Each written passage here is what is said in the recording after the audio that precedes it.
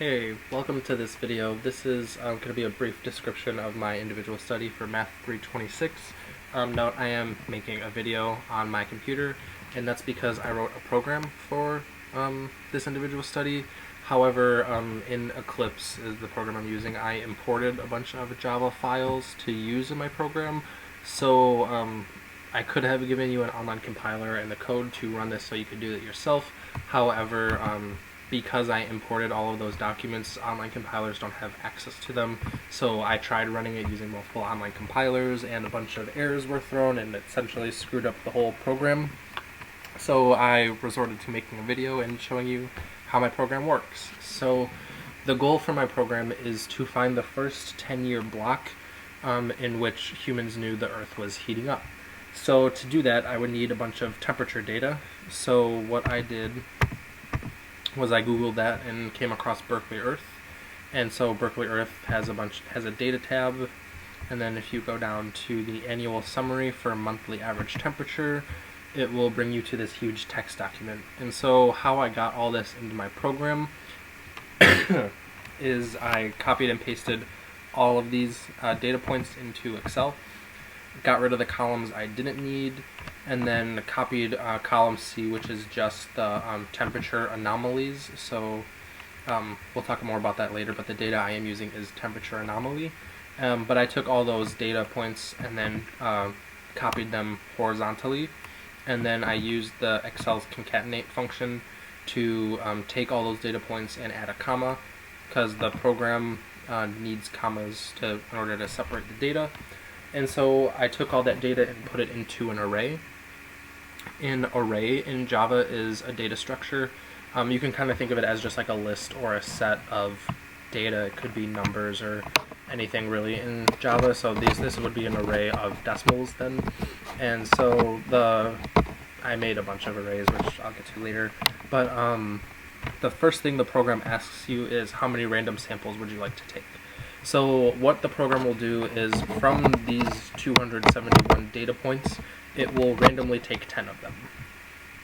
So that's what this line is doing, is it's generating a random integer j and then taking that index of that array. So it'll essentially just pull 10 random data points from our data set, and then I'll go ahead and run it and show you. So if we run 3 random samples, the program will show you what 10 data points you actually took. So this first line are the actual 10 data points we took.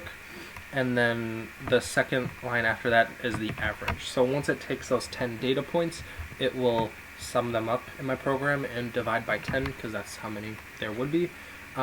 So that would just be finding the average of that. So the average from the first random sample would be this number, and then as you can see, I typed in to do it 3 times, and it pulled another 10 random digits. It's kind of, some of them are the same, which is kind of just a coincidence, but I guarantee you that they are randomly generated digits. And then it'll calculate the average for all the random samples. Just to go ahead and prove this to you, you can run it 10 times, and the program will run it 10 times, and it will come up with 10 random samples and 10 averages based on those random samples. And then instead of giving you all this data and you having to highlight, copy, and do a bunch of math with it, the program will take every average from every random sample, and it will store it in an array. So these, or this average array, all these numbers are the averages generated from that. So this first number should match the first average that we got, which it does, which is awesome. And then what the program will do is it will calculate the mean and standard deviation for all those averages. So we'll sum them all up and divide by how many there are to find the mean. And then the standard deviation was a little bit trickier, considering that this is our equation for standard deviation. So I had to sum all the values subtracted from the mean squared, sum all those up, divide by n minus 1 and square root all of that. So I have a bunch of code to do all of that. So the first one is making an array of subtracting all the data points from the mean. The second one is then squaring all of it, and then summing up all those numbers is the third one. And then there's a command to divide everything by n minus 1. or the array size -1, and then take the square root of whatever that number is, and it outputs the standard deviation. I have ran this program using multiple samples of of 3 randomly generated samples, and then manually calculating the mean and standard deviation, and the numbers were correct. So the program does correctly give you the mean and standard deviation for this. Then once it has that, it kind of puts that to a side for a second, and then going back to all of our data that we input at the very beginning, the 271 data points, all of this mess, what it will do is the program will look at the years from 2018 to 2008, and it will calculate a mean for that first 10-year block. So that's the code for this, for all the data. It will look at, like I said, for the first one, 2018 to 2008.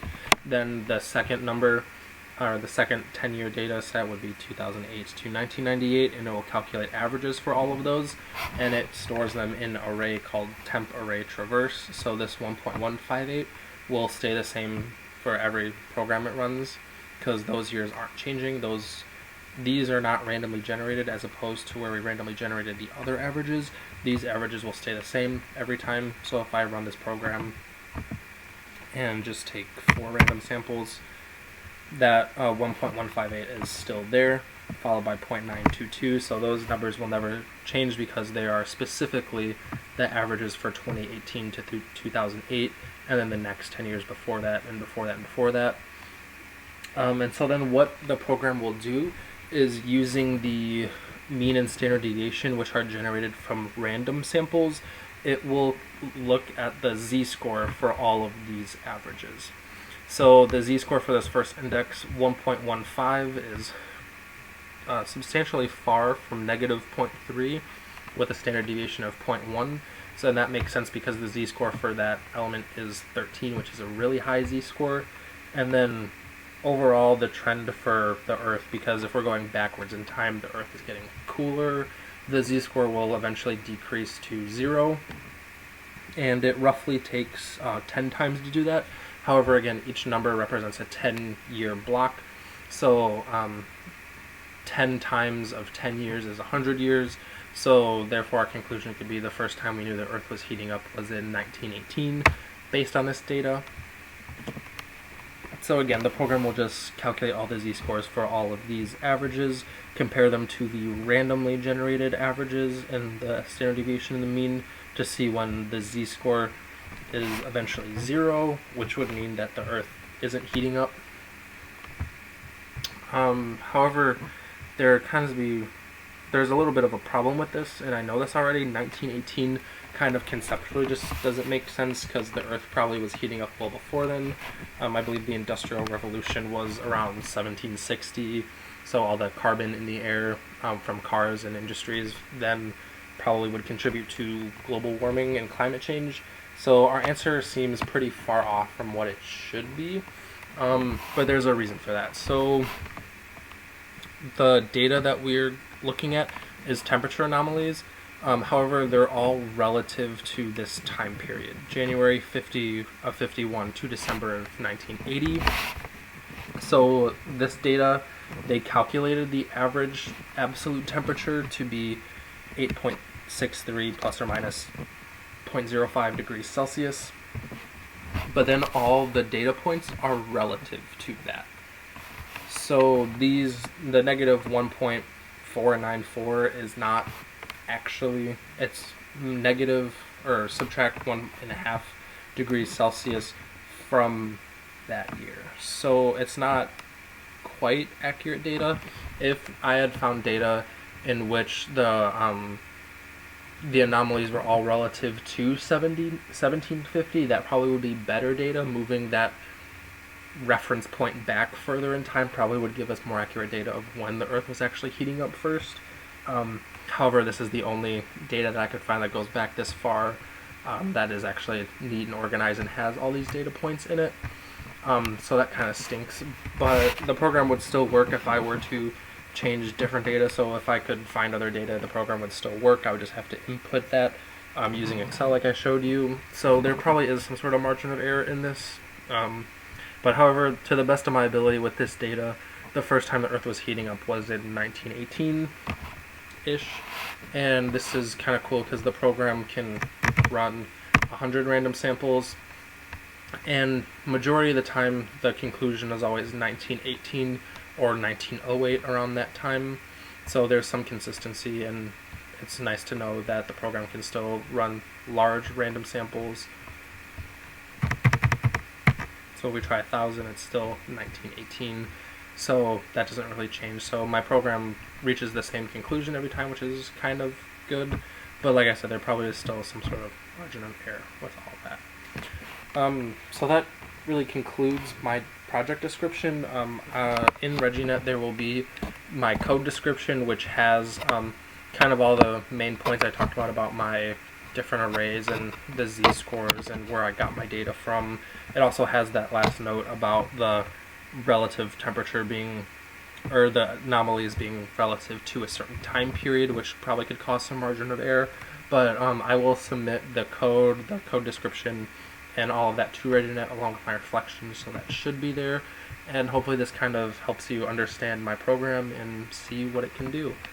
Sorry that I couldn't find an online compiler, but because of the files I imported, it wouldn't make it run correctly. But yeah, that's it really. So thank you for watching this video.